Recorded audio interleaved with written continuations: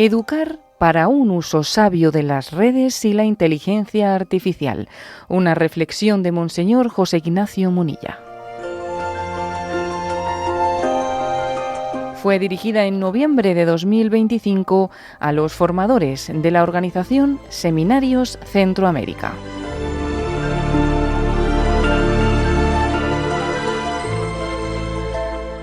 Educar para un uso sabio de las redes y la inteligencia artificial. Bueno, estamos ante un gran reto educativo. La revolución tecnológica de las comunicaciones ha cambiado de forma radical los parámetros en los que nos hemos movido anteriormente, ¿no? Es indudable que las potencialidades que tienen las nuevas tecnologías de la comunicación son grandísimas. Yo mismo ahora estoy explorando pues muchas ventajas que tiene la inteligencia artificial, ¿no? Que la verdad es que te quedas impactado, por ejemplo, de que tú a la inteligencia artificial le digas de este versículo de la Biblia, ¿qué han dicho los padres de la Iglesia? Y de repente, en 3 segundos, te dice lo que San Juan Crisóstomo, lo que San Agustín, lo que Orígenes. Bueno, es impresionante, por ejemplo, de cara al conocimiento de la patrología, de cara al acceso a las fuentes, ¿no? Bueno, son increíbles las potencialidades que nos dan las nuevas tecnologías de la comunicación, y es un nuevo momento, ¿no? Es un nuevo momento. De hecho, los que tenemos ya cierta edad y que nos hemos zambullido en la era digital ya con una edad avanzada, yo de hecho, pues cuando estaba en el seminario no tenía un ordenador, claro, eso vino más tarde ya siendo un sacerdote joven, ¿no? Bueno, pues los que estamos en esa situación podemos dividir el ejercicio de nuestro ministerio en un antes de y un después de, ¿eh? Antes de la llegada de las nuevas tecnologías y después, ¿no? Bueno, yo obviamente pues me doy cuenta de que ha generado una potencialidad grandísima, ¿no? En el ejercicio del ministerio sacerdotal, pues el poder contar con esas nuevas tecnologías, ¿no? Yo soy testigo de primera mano de la efectividad de esas tecnologías aplicadas a la evangelización. No creo ser sospechoso, ¿no?, de insensibilidad hacia la llamada evangelización en el continente digital. De hecho, pues en Radio María tengo un programa que se llama Sexto Continente y precisamente el nombre de Sexto Continente viene de la invitación que hizo Benedicto XVI a evangelizar el continente digital, el continente digital. Aunque luego por ahí me han llegado algunos correos electrónicos que dicen: Monseñor, tenía usted que llamarlo séptimo continente, porque también la Antártida es un continente. Bueno, no vamos a entrar en esas discusiones. El caso es que yo le llamé sexto continente porque es cierto, ¿no?, que existe un continente que no es territorial, sino que es digital, que es digital. Entonces, sin embargo, aunque yo soy el testigo, ¿no?, testigo de toda la potencialidad que tienen estas nuevas tecnologías, voy a centrar mi reflexión no tanto en las luces, sino más bien me voy a centrar en las sombras de esta revolución tecnológica. Aunque soy testigo de las luces, pero quizás me voy a centrar más en las sombras, ¿no? Porque es verdad que puede existir un riesgo de tecnofobia. Existe un riesgo de puede existir, dependiendo de los contextos culturales, puede existir un riesgo de tecnofobia. De hecho, el Papa León XIV en esa carta apostólica que ha hecho sobre la educación habla de que existe un riesgo de tecnofobia, pero yo creo que existe un riesgo muy superior de hiperconexión. Claro, son dos riesgos: tecnofobia o hiperconexión. ¿Cuál de los dos riesgos está más presente en nuestros días? Bueno, cada uno que vea el contexto en el que vive, ¿no? Yo, desde luego, en el contexto en el que vivo, no me cabe la menor duda que el riesgo de hiperconexión es muy superior al de tecnofobia, ¿no? Entonces creo que es necesario también poner el dedo en la llaga señalando los peligros a los que nos enfrentamos, ¿no? Nos hemos tomado muy en serio la crisis ecológica, ¿no?, en el seno de la Iglesia, incluso llegando a publicar esta encíclica Laudato Si. Pero me parece a mí que no abordamos con suficiente claridad la crisis digital, provocada por la hiperconexión a redes sociales, ¿no? De hecho, pienso que deberíamos de hacer una autocrítica, porque, en mi opinión, en el seno de la Iglesia no hemos ejercido todavía suficientemente una palabra profética incisiva sobre esta cuestión, que sin duda es mucho más determinante para la vida de nuestros jóvenes que lo que pueda ser el cambio climático. Bien. Por ejemplo, ¿no? Me ha llamado la atención que en el jubileo de los influencers católicos o de los misioneros digitales que tuvo lugar el verano pasado, ¿no? Pues en Roma, en el cual estuve presente, la verdad es que fue un encuentro muy gozoso, pero no se abordó en ese encuentro la crisis digital. Estuvo centrado el encuentro en el estilo evangelizador, sin abordar los peligros de las tecnologías, ¿no? Obviamente el estilo evangelizador también es un tema muy importante. Hay mucho que decir del estilo evangelizador, ¿no? Intentaré decir también algo en esta reflexión, pero creo que es necesario abordar también el problema de la hiperconexión. A ver, ¿dónde está el problema? Pues yo lo voy a definir con una frase que le escuché a un acompañante, a un director espiritual que tuve, ¿no? Jesuita, que decía él: las nuevas tecnologías de la comunicación son un buenísimo siervo, pero un malísimo señor. Es una definición buena, ¿no? Las nuevas tecnologías de la comunicación son un buenísimo siervo, pero un malísimo señor. Obviamente entendemos lo que quiere decir, ¿no? A ver, yo creo que hay una tesis que con mucha frecuencia se repite, que yo creo que es falsa o cuanto menos incompleta. Y la tesis es la siguiente: que el problema no son las tecnologías de la comunicación, sino que el problema es la utilización que hagamos de ellas, ¿no? La utilización equilibrada o no equilibrada. Parece una frase que en teoría es una frase que parece que es cierta, pero yo creo que tiene que ser matizada. ¿Por qué? Pues porque las tecnologías de la comunicación, especialmente las redes sociales, no son inocuas, sino que han sido diseñadas para atrapar, para generar adicciones. Eso lo llevan de suyo, en su diseño. Insisto, no están diseñadas para ponerse al servicio de las necesidades del usuario, sino están diseñadas para generar en el usuario más y más necesidades. Es así, Y bueno, yo me remito a algunos documentales que han sido claves a la hora de denunciar este problema de fondo, ¿no? Especialmente hay un documental que es de social media, en inglés. En español fue traducido con el título de El dilema de las redes sociales. Es un documental que se produjo hace ya 5 años, en el 2020, dirigido por Jeff Orlowski, está también en la plataforma de Netflix, etc.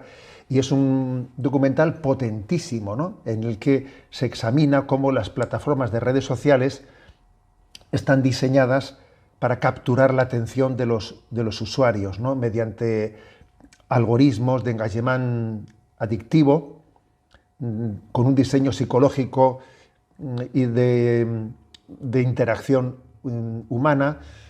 Es un documental que incluye entrevistas con antiguos empleados de las grandes compañías tecnológicas. Incluye entrevistas con quienes fueron diseñadores de esas tecnologías, que luego han tenido, algunos de ellos, sus remordimientos de conciencia, se han salido de esas grandes tecnológicas y han hablado, han contado lo que ocurre, ¿no? Entonces, claro, tiene una gran autoridad moral, y es un hecho que los colegios privados de Silicon Valley, donde están allí, digamos, en California, las grandes tecnológicas, los colegios privados de Silicon Valley han hecho la opción de que esos alumnos tienen cero acceso a las tecnologías, ¿no? Antes de ir a la universidad. Y claro, cuando en estos reportajes se les pregunta a los directores de esos colegios cómo es posible que tengan esa opción de cero tecnologías de la comunicación, pues ellos dicen: no, esto es por petición de los padres. Claro, es que los padres son los diseñadores de las tecnologías. Entonces, claro, uno dice aquí, obviamente, hay gato encerrado, como se dice en España. No sé si se utiliza esa expresión de gato encerrado entre ustedes. Es decir, este reportaje de social media, el dilema de las redes sociales, pues subraya como el diseño de las redes sociales pues, está basado en un atrapar la atención, tiene efectos de salud mental, que generan manipulación en el comportamiento humano y especialmente, pues, digamos que está generando un gran problema. De hecho, hay que decir que en el estado de Nueva York, el estado de New York, ¿no?, con su alcalde a la cabeza, realizó en febrero del 2024 una demanda judicial a las grandes tecnológicas por considerarlas causantes de la crisis de salud mental de los adolescentes. Esa es una demanda judicial a la que le tenemos que seguir la pista. Le tenemos que seguir la pista porque ciertamente ese alcalde de Nueva York, que fue un policía municipal, y claro, un policía municipal es alguien muy interesante porque ha visto la realidad de lo que ocurre en las calles, pues han intuido que la crisis de salud mental con un aumento de crisis exponencial, alguna causa tienen que tener, ¿no? Y la sospecha es que son esa hiperconectividad con las redes sociales la que la está generando, ¿no?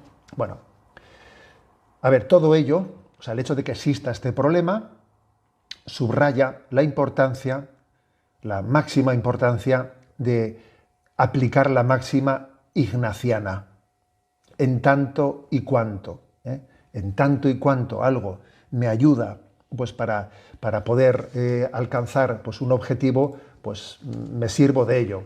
En tanto y cuanto algo pues me dificulta alcanzar ese objetivo, prescindo de ello. Creo que esto es clave. Hay que discernir desde el en tanto y cuanto de San Ignacio de Loyola. ¿Cuál es el fin? El fin que persigo. En tanto y cuanto me ayuda para el fin, me sirvo. En tanto y cuanto me dificulta, prescindo, ¿no?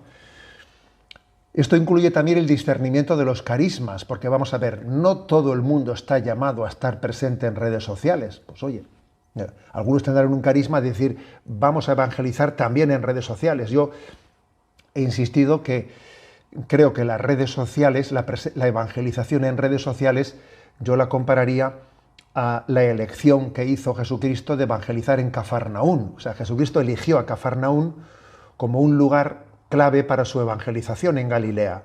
¿Por qué? Porque Cafarnaún, a diferencia de otras poblaciones, era un lugar de encuentro con el mundo pagano. Cafarnaún tenía una guarnición romana. Cafarnaún tenía también una aduana desde la que entraban los productos de Siria. En Cafarnaún Jesús se encontraba con el mundo judío, pero con el mundo pagano, y Jesús eligió a Cafarnaún como su lugar clave para evangelizar, ¿no? Bueno, pues yo creo que el sexto continente es también el Cafarnaún de los tiempos de Jesús, ¿no? Dicho lo cual, vuelvo a decir lo anterior, no todo el mundo tendrá que tener el mismo carisma, creo que tiene que ser discernido. Bien, y dicho esto, aun a riesgo de simplificar, me voy a atrever a resumir en 5 los peligros de las redes sociales. Me atrevo a resumir en 5 peligros. Incluyo también aquí el tema del estilo de estar en redes sociales. 5 peligros. Primero, el que ya me he referido, el de la hiperconexión. El de la hiperconexión adictiva.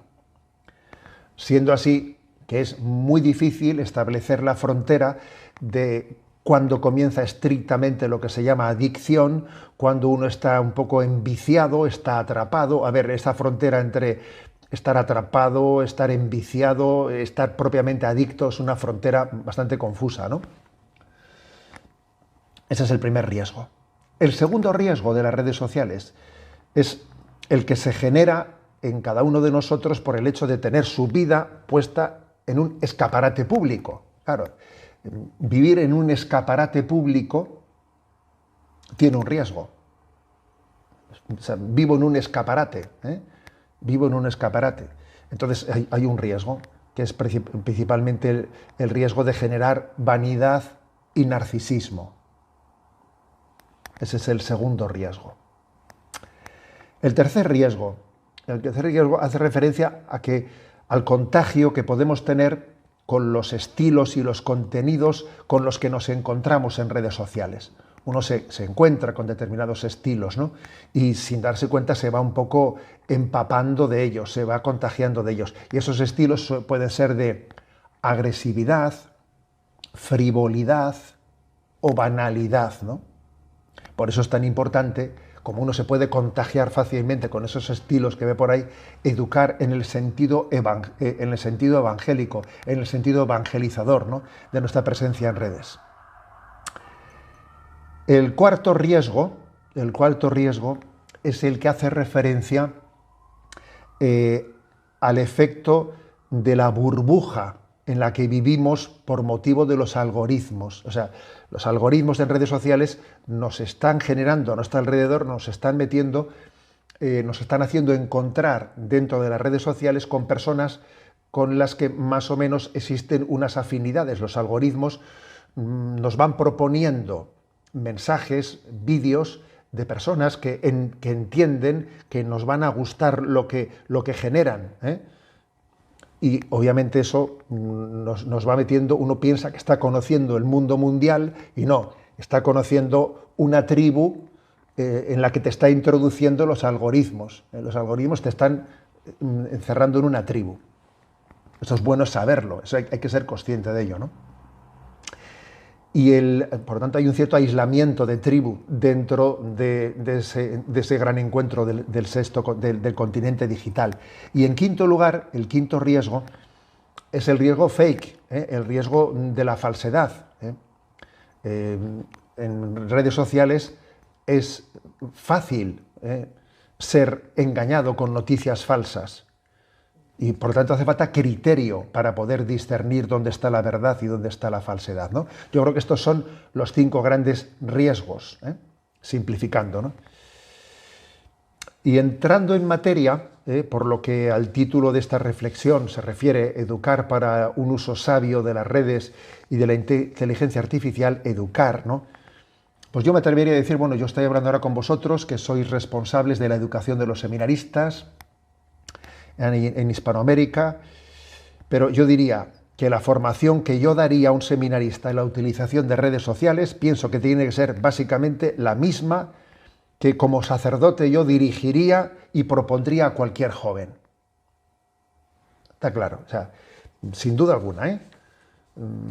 Yo creo que esto es muy luminoso para el discernimiento. ¿Cómo hay que educar a un seminarista en la utilización de redes? Como él va a tener también que educar a un joven en la educación de redes sociales, ¿no? Y yo creo que esto es muy luminoso para el discernimiento, que un seminarista se haga la pregunta sobre qué pautas daría a un grupo de jóvenes que les pudiesen ayudar para la buena utilización de las tecnologías. ¿Tú qué pautas darías para ayudar a los demás? Bueno, pues ahora aplícatelas a ti mismo, ¿eh?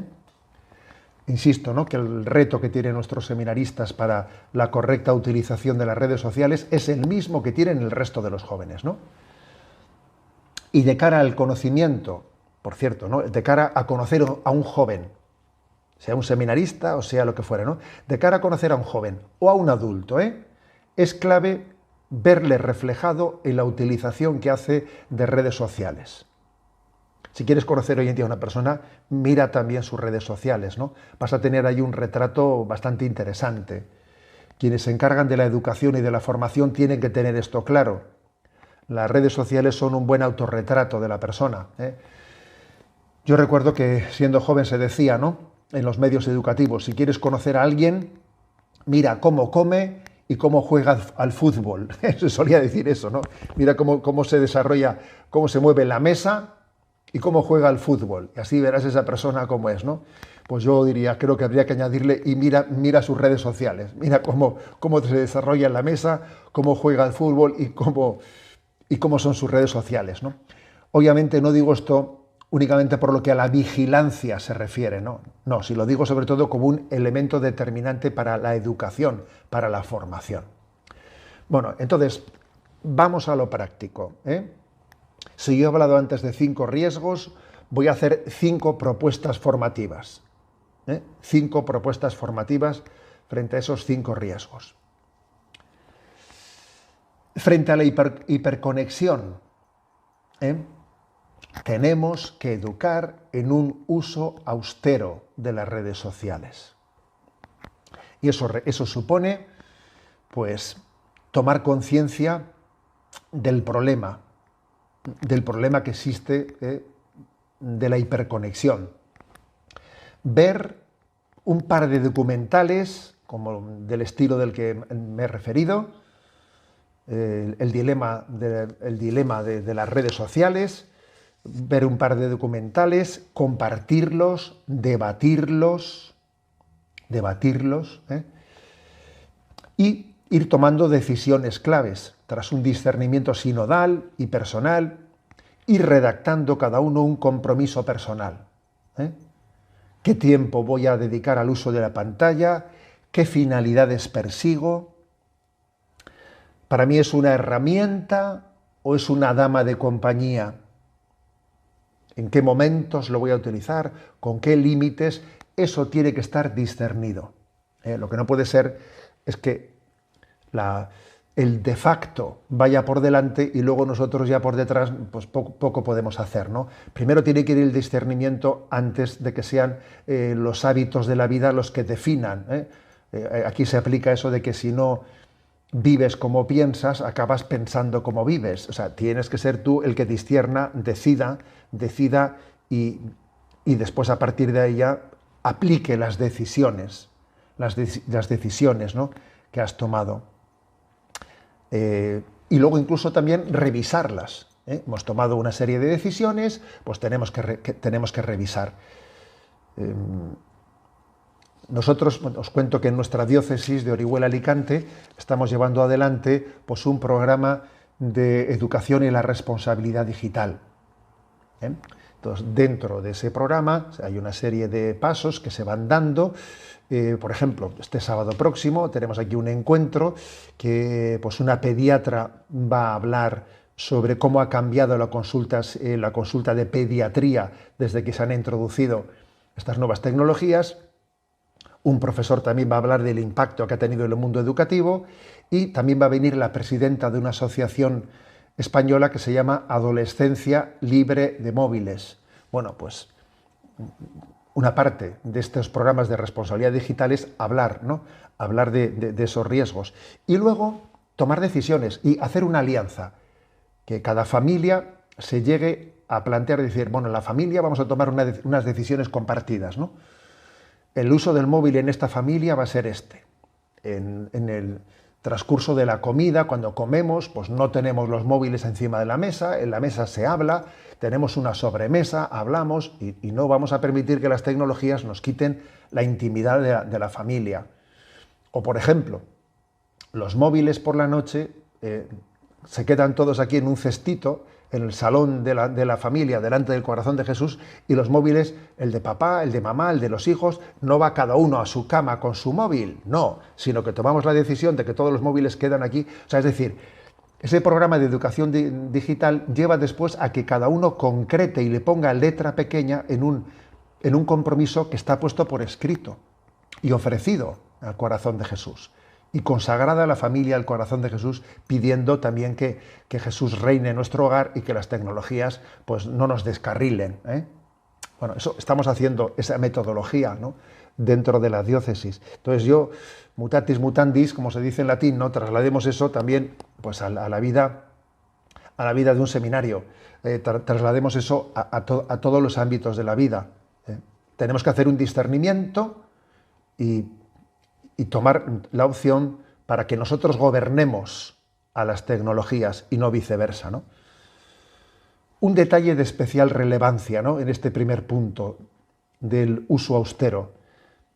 La presencia del móvil en el último momento del día, cuando uno va a ir a descansar, la presencia del móvil en nuestro descanso, en la cama, yo creo que es fatal. Es una intromisión de ese móvil, de esas nuevas tecnologías en nuestro descanso.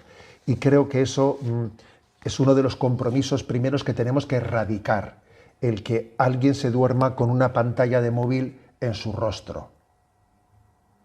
Es algo a erradicar dentro de la disciplina que uno tiene que mantener en su vida. El móvil reposa en tal lugar, lo ponemos en tal sitio. Y tiene que haber una evaluación de este compromiso de uso austero, cómo lo estamos evaluando, ¿no? Somos conscientes de que muchas veces la hiperconexión en redes sociales está ligada también a determinadas adicciones, y entre ellas la adicción a la pornografía, ¿no? Ojo, la adicción a la pornografía acaba siendo también, acaba sacando, ¿no? Sacando a la luz el que el uso de las tecnologías era desequilibrado. Y como era desequilibrado, nos ha introducido determinados hábitos que uno jamás hubiese pensado que fuese a adquirir en su vida, ¿no? Sin olvidar que lo que caracteriza, ¿no?, a la adicción es que la persona se convierte en marioneta de sus impulsos, y que hay una ley implacable de toda adicción que consiste en que cuanto más se acostumbra uno a determinados estímulos, más insensible se vuelve a ellos y entonces necesita más dosis de sustancia. Así se genera una adicción, ¿eh?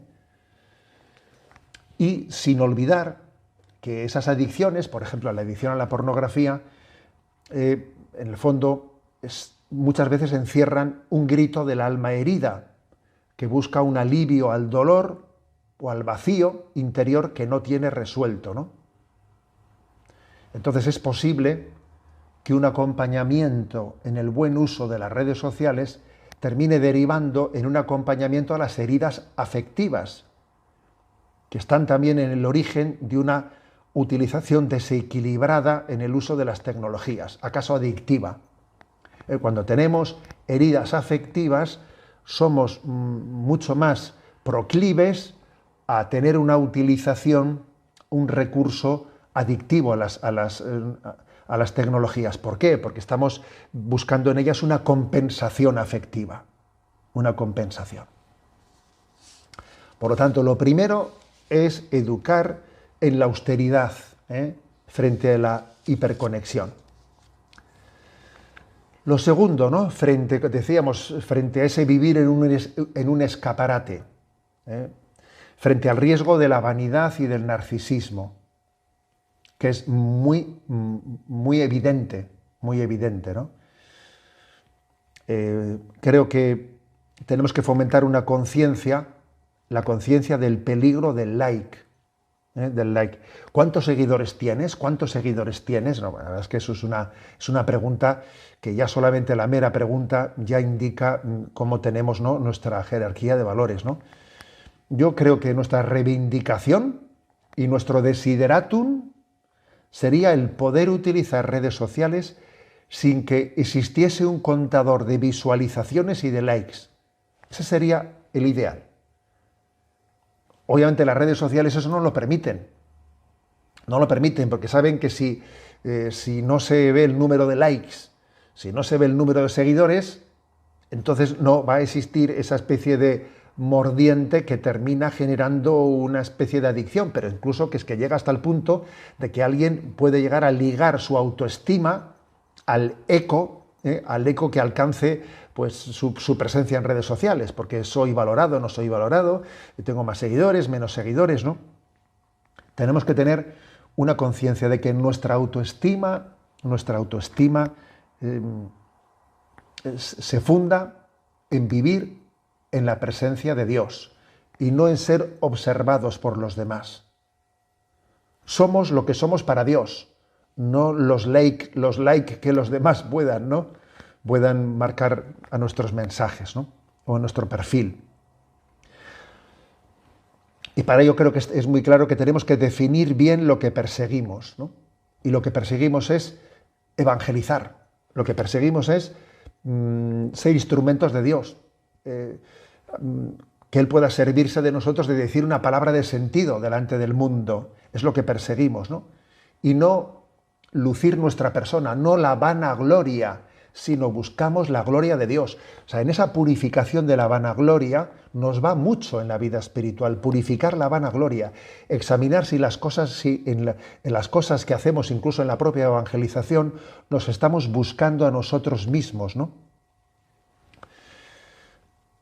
Y esto tiene que tener aplicaciones concretas. Por ejemplo, creo que tenemos que huir como de la peste de los estilos narcisistas de estar presente en redes sociales. Por ejemplo, hay muchas cuentas que en redes sociales, pues eso, selfie por aquí, selfie por allá, es como estar continuamente buscando el estar gustándose, o buscar que los demás les guste nuestra imagen, ¿no?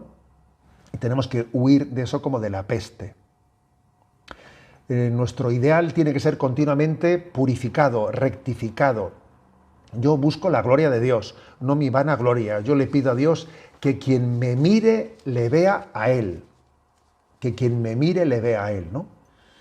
Y por lo tanto, creo que también hay un estilo de estar presente en redes sociales, que es no estar autoexhibiéndose continuamente, sino tener también un parco ocultamiento. Tampoco me voy a esconder, no me voy a esconder, pero no me voy a estar siempre exhibiéndome. En tercer lugar, frente a esas tendencias de contagio que uno tiene, ¿no? por estar viendo cuáles son los estilos que proliferan en redes sociales, frente a las tendencias de la agresividad, que está muy presente en algunas redes sociales, frivolidad, muy presente en otras redes sociales. Desde luego también dependiendo de qué red social, por ejemplo, pues la agresividad es más propia de Twitter o de X, ¿no? La frivolidad igual es más propia de Instagram. La banalidad, pues igual es más propia de TikTok, ¿eh? O sea, yo creo que los pecados capitales también están especialmente presentes en unas redes sociales o en otras, ¿no? Pero están muy presentes, ¿no? En las redes sociales. Entonces yo creo que hay que desarrollar una capacidad crítica sobre estas tres características: agresividad, frivolidad y banalidad. Y frente a la agresividad, tenemos que educarnos en la mansedumbre. No entrar al trapo. Se dice en España esa expresión, no entres al trapo, porque el toro entra al trapo, ¿no? Bueno, pues hay que superar la vulnerabilidad propia de quien pierde la paz por las provocaciones de los demás. No podemos estar perdiendo la paz por las provocaciones de los demás. Dos no se pelean si uno no quiere. Nosotros no vamos a pelearnos en redes sociales. Pues no vamos a pelearnos. O sea, creo que frente a la agresividad es clave que quien no tenga el don de la mansedumbre, pues no debe de estar en redes sociales, o pedirle al Señor que te eduque la mansedumbre, porque de lo contrario no es propio, vas a dar un antitestimonio si vas a responder a la agresividad con agresividad. Es mejor que no estés. Y esto supone no ser vulnerable. No ser vulnerable ante provocaciones, faltas de respeto que acontecen en las redes sociales continuamente, acontecen faltas de respeto. Si tú te vas a quedar tocado interiormente por eso, pues mal asunto.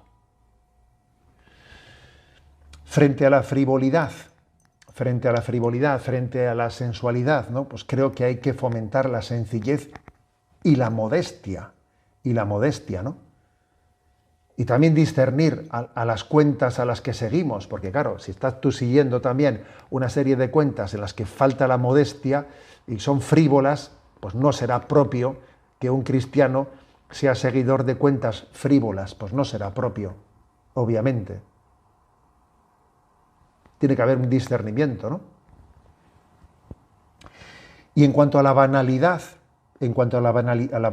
porque también la banalidad es, pues hay mucha presencia en redes sociales que dice, bueno, ¿y qué pretende transmitir? Pues nada, o sea, banalidad es el no pensar en nada, no tener ningún ideal, sino, bueno, sencillamente es casi hacer una exhibición de la nada. Hay mucha banalidad, ¿no?, en redes sociales. Bueno, pues frente a eso hay que fomentar la capacidad de abordar los temas de fondo, sin quedarnos en lo superficial, en lo anecdótico, ¿no? Pues aprender también a buscar, a discernir dónde están los lugares en la red, en Internet, donde existen contenidos formativos, potentes. Uno tiene que ser buscador de páginas, de lugares en los que verdaderamente hay contenidos interesantes y compartirlos con otros. Mira, este es un lugar interesante, aquí se aprenden cosas, ¿no? Frente a la banalidad tiene que haber un discernimiento, ¿no?, de buscar las fuentes de la formación. En cuarto lugar, cuarta pauta educativa. frente a ese bucle del algoritmo que te aísla en tu tribu, porque claro, decía que el algoritmo tiende a encerrarte en tu tribu. Bueno, por una parte voy a decir que esto tiene un cierto beneficio, eso de que el algoritmo también te rodee de personas con sensibilidad similar, tiene un beneficio, por cuanto si haces un buen uso de las redes, vas conociendo a personas muy interesantes.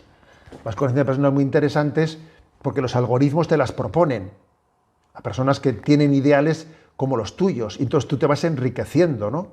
Y te van llegando publicaciones interesantes. O sea, eso del algoritmo tiene sus peligros, pero tiene sus beneficios. Tiene sus beneficios, ¿no? Pero obviamente el mundo es más amplio y será importante compaginar las redes sociales con los medios de comunicación generalistas para enterarte de la vida real. O sea, yo creo que tenemos que educar y decir, mira, hay que compaginar las redes sociales con los medios de comunicación generalistas, porque hoy en día te encuentras con muchos jóvenes que solamente saben del mundo por redes sociales, y eso es un error. Tú no te puedes asomar al mundo solamente por redes sociales. Tienes que compaginar eso pues, con la radio, con la información en determinado agencia de noticias, lo que fuere, porque si no contrastas lo que te llega por redes sociales desde tu algoritmo con una visión desde un medio de comunicación generalista, incluso suele ser interesante, yo suelo consultar, ¿no?, algún medio de comunicación generalista de dos ideologías distintas para complementar, ¿me explico? O sea, si contrastas dos medios de comunicación generalistas que sean de sensibilidad política distinta, eso te da una amplitud de conocimiento de la realidad y no quedarte solo en lo que te dicen las redes sociales, ¿no? Creo que también la radio es importante. A mí me parece que posiblemente la radio pues es más respetuosa con nuestro ritmo de vida que lo que es la televisión, que lo que son las redes sociales, La radio tiene la capacidad de adaptarse a nosotros, ¿no?, cuando viajamos, etc. Entonces yo creo que para educar bien en el uso de redes sociales hay que compaginar con un uso también de la radio, porque eso humaniza. Y en quinto lugar, frente a los fake, frente al riesgo de ser engañado en redes sociales, pues yo creo que hay que desconfiar de sensacionalismos. Ojo con las noticias bomba, me explico, con las noticias bomba, que claro, muchas veces son un gran engaño, ¿no? Y hay que aprender a contrastar noticias. A mí, por ejemplo, cuando por redes sociales me llega una noticia que es sospechosa, para entendernos, dice, ¿esto será verdad? Yo lo primero que hago es cojo un par de palabras claves en un buscador como Google o lo que sea, tecleo esas palabras y le doy a noticias. Y allí en noticias ves si algún medio generalista ha hablado de eso o no ha hablado de eso. Y si ningún medio generalista ha hablado de eso, es que lo más probable es que sea mentira, claro. Bueno, o sea, yo creo que también tiene que haber un aprendizaje de cómo comprobar los fake, cómo desenmascararlos, ¿no? Sobre todo también desconfiando de sensacionalismos y desconfiando de lo inmediato. Es que esto ha ocurrido ahora hace 20 minutos. Bueno, un momento. Se ha ocurrido hace 20 minutos, existe un gran riesgo de que sea falso. Bueno, esos son los 5 consejos de educación en el uso de las redes que van de la mano frente a los 5 riesgos principales, ¿no?, que veo. Y ahora voy a dar un pasito más, aunque sea breve, sobre la inteligencia artificial. Sobre la inteligencia artificial, lo primero que hay que decir es que estamos en los inicios, y que esto va a llegar pues, a donde ahora mismo no nos imaginamos, ¿no? Por lo tanto, el discernimiento tiene que estar abierto. ¿No? Aún así, me atrevo a dar un par de criterios que creo que son muy claros, aunque estemos en los inicios. Un par de criterios que son muy, muy básicos, ¿no? Primero, ojo con la utilización de la inteligencia artificial como si fuese el rincón del vago. No sé si habéis oído hablar de la palabra el rincón del vago. El rincón del vago era una página web que existía, bueno, todavía existe, en Internet, cuando no existían estas cosas, digamos, de de inteligencia artificial existía el lugar llamado el Rincón del Vago, que era cuando alguien pues, tenía que hacer un trabajo en el instituto, etcétera. Allí tenía materiales que otras personas habían hecho y tú podías descargártelas para presentárselas al profesor, como si fuese tuya. Se le llamaba el Rincón del Vago y muchos alumnos iban allí a coger cosas para adueñarme de ellas. Claro. Pero claro, lo del Rincón del Vago se ha quedado totalmente sobrepasado por la inteligencia artificial, claro. Totalmente sobrepasado. Y además con mucho más difícil detectar. Porque anteriormente era más fácil saber si este texto ha sido copiado de otro lugar. Con la generación de la inteligencia artificial es mucho más difícil saberlo, ¿no? Pero bueno, yo diría que hay un criterio que es clave, que es no recurrir a la inteligencia artificial para evitarnos la manualidad. Por ejemplo, en la redacción. Porque al final, si hacemos eso, pasará lo mismo que ha pasado con las calculadoras. Que ahora mismo, ¿no? Pues le preguntas a muchos jóvenes, hazme esta división. No saben dividir, no saben multiplicar, porque claro, aprendieron a multiplicar y a dividir, pero claro, luego como ya no lo han hecho, ¿sabes? No lo han hecho, pues ahora mismo, como le pides a uno que haga una raíz cuadrada, que haga una división, ha perdido noción de ello. Ha perdido noción. Y las calculadoras han tenido ese efecto. Si se hace un mal uso de las redes sociales, de la inteligencia artificial, puede ocurrir perfectamente que uno se olvide de redactar. Y la pérdida de la redacción pues es un empobrecimiento muy grande. O pongo otro ejemplo, que todavía lo veo más clave este segundo, ¿no?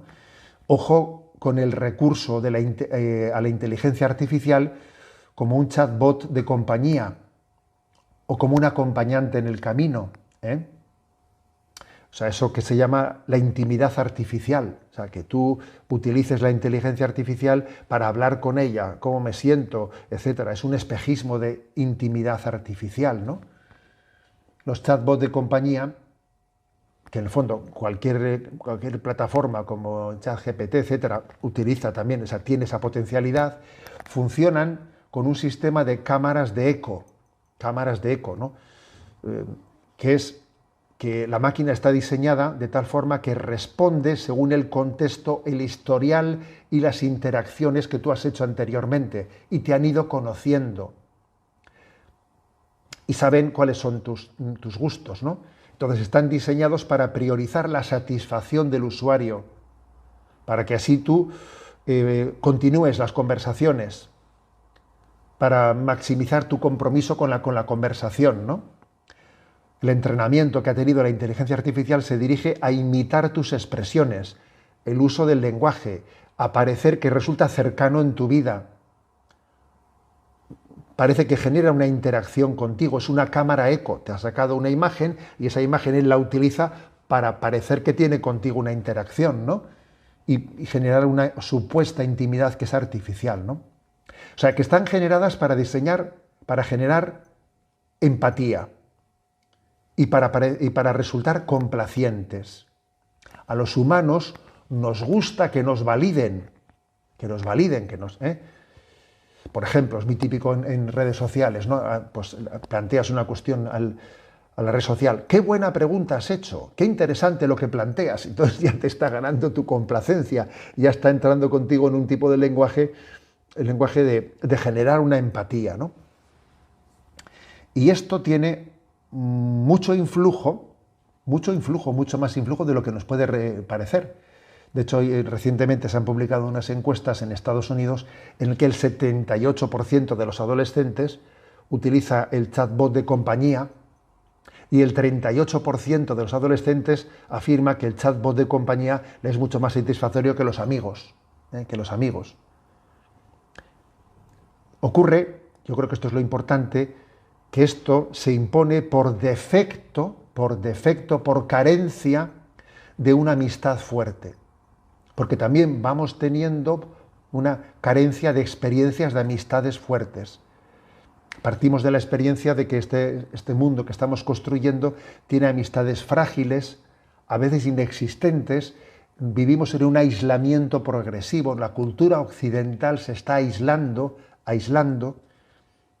Hay amistades frágiles, que cuando tienen que expresarse se expresan por WhatsApp. Permitidme un pequeño paréntesis, ¿no? Es ridículo que se utilice el WhatsApp para comunicarse dentro de una familia o dentro de un seminario. A ver, yo voy a mandarle por WhatsApp a mi superior, no me fastidies, por Dios, vete a su cuarto y habla con él, por Dios, no me estés aquí diciendo cosas por WhatsApp. O sea, es una cosa que te revienta los nervios, ¿no? O, por ejemplo, hacer correcciones por WhatsApp. A ver, las correcciones no se hacen por WhatsApp o por correo electrónico, se hacen en persona, se escucha la voz, se visualiza como se quiera una persona. Tú no, las correcciones por WhatsApp o por correo electrónico las carga el diablo, ¿eh? A ver, es que es algo ridículo, ¿no? Ridículo el que se esté utilizando esas tecnologías para decirse cosas. Pero bueno, pero ¿no vivimos en la misma casa? ¿O cómo es esto? Como tenemos amistades frágiles, tan frágiles como para hacer eso, claro, el chatbot de compañía es una tentación, ¿sabes? Es una tentación. Pero hay algo genuino de la amistad que es inalcanzable para un chatbot, que es la corrección fraterna. La corrección fraterna, todo lo contrario de las cámaras eco, que lo que quieren es ganar tu complacencia, lo que quieren es que a ti, pues que a ti te guste lo que él está diciendo, que es lo que tú mismo, lo que tú mismo habías dicho. La corrección fraterna nace de la verdadera amistad, claro. O sea, que creo que esto hay que hacerlo ver, ¿no? O sea, no se puede pedir de una inteligencia artificial que nos dé intimidad. Eso es ridículo. Nos están timando cuando una herramienta se presenta como un compañero de camino en la vida. Es ridículo. Entonces, volvemos a donde habíamos partido. La clave está en el uso instrumental. La clave está en esa frase que os decía yo, ¿no? Del que fue mi director espiritual. Las nuevas tecnologías de la comunicación son un buenísimo siervo, pero un malísimo señor. La clave está en el uso instrumental. ¿Para qué utilizo yo las herramientas? A ver, ¿para qué? Eso es clave, para definir el tanto y cuánto. ¿Me sirven o me estorban para la finalidad? Bien, y por último, ¿no? Pues dejo sin abordar, aunque solamente quiero apuntar así brevemente un aspecto importante, ¿no? Pero lo dejo sin abordar, que es el siguiente. A veces se dice que las redes son un lugar de encuentro. Cuando se habla de la evangelización en redes sociales, se subraya que las redes sociales tienen que ser un lugar de encuentro, pero no tanto un lugar para transmitir contenidos. No hay que evangelizar transmitiendo contenidos, sino encontrándote con los que piensan distinto. Bueno, a ver, vamos a ver. Entiendo que esta frase puede tener una parte de verdad, ¿no? Porque la nueva evangelización no tiene que limitarse a verter mensajes o versículos evangélicos, ¿no? O imágenes piadosas, sino que la nueva evangelización tiene que mostrar cómo las aspiraciones del hombre de hoy conectan, o sea, tienen su respuesta en el mensaje evangélico. Pero dicho esto, si se insiste de manera sesgada que las redes sociales no son un lugar para transmitir contenidos, sino solamente un lugar de encuentro, eso también puede fomentar la falta de criterio, el curioseo, el picotear y la connivencia con un cierto relativismo. O sea que creo que también tiene que haber un equilibrio entre las redes como un lugar de encuentro y las redes como un lugar en el que hacemos presente a Jesucristo, porque es a Él a quien tenemos que transmitir y no a nuestra propia persona, es Él, ¿no? a quien queremos llevar para que sea luz del mundo. En definitiva, que es un gran reto el uso sabio, el uso con sabiduría de las redes sociales, ¿no? Y de la inteligencia artificial. Y el uso con sabiduría, y para eso necesitamos los dones del Espíritu Santo, dones del Espíritu Santo para discernir bien. Y se dice que la sabiduría es la visión desde la cumbre. Bueno, pues si la sabiduría es la visión desde la cumbre, pues yo digo que tenemos que pedir los dones de Dios, la luz de Dios, para ver cómo utilizamos las tecnologías con sabiduría, como Dios ve las cosas, como Dios ve las cosas, pedirle a Dios que nos dé la capacidad de ver desde su perspectiva para que entendamos que toda la sabiduría que Dios ha dado a los diseñadores de las tecnologías, que ciertamente es una sabiduría que es participación de la sabiduría de Dios. Vamos a ver, ¿no? La sabiduría, la inteligencia artificial no hace sino todavía abrirnos, como cuando nos dicen que en el universo hay pues unos 200.000 millones de galaxias, cada una de ellas con unos 200.000 millones de estrellas. Cuando te dicen eso, uno dice, y es una criatura, entonces ¿cómo es Dios? Pues esto es lo mismo. La inteligencia artificial te dice, ¿y entonces cómo es la sabiduría? La verdadera sabiduría es la de Dios, ¿no? La inteligencia artificial no hace sino recoger, interaccionar parte de esa sabiduría, ¿no? Pues tenemos que decir, la sabiduría es la visión desde la cumbre, es la visión desde Dios. Y tenemos que pedirle a Dios que nos dé esa luz para utilizar, ¿no?, lo que son instrumentos, lo que son herramientas, ¿no?, como herramientas al servicio de esa visión de conjunto que solamente Dios tiene a la hora de conocer todo cuanto Él ha creado.